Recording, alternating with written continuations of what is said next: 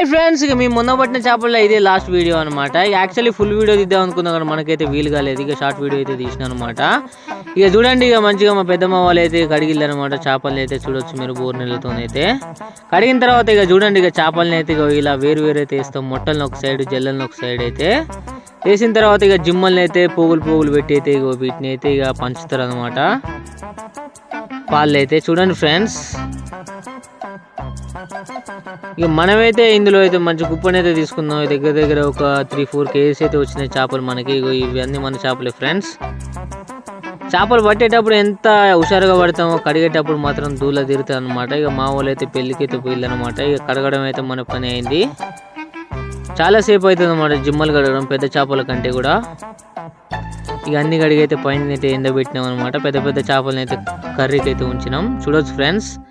ఇక వీటిని అయితే కుక్కలు ఏంటి అని ఇక చేను దగ్గరికి అయితే తీసుకొచ్చి ఎండబెట్టినాం అనమాట. ఎండబెట్టిన 1 dayకి అయితే మంచిగా ఎండినాయి. ఇక వర్షం వచ్చేటట్టు అయిందని ఇక చేపలన్నీ అయితే ఇక టిఫిన్లకి అయితే ఎత్తుతాను, చూడొచ్చు ఫ్రెండ్స్. ఇక టిఫిన్ చేపలు అయితే అయినాయి అనమాట, ఎండి చేపలు. ఇక వీటికైతే మార్కెట్లో చాలా రేట్ ఉంటుంది ఫ్రెండ్స్. ఇక మా టామీ గాడు అయితే కింద నుంచి అయితే కింద పడి అని ఏరుకొని తింటాడు. ఇలాంటి మరిన్ని వీడియోస్ కోసం సబ్స్క్రైబ్ చేయండి ఫ్రెండ్స్.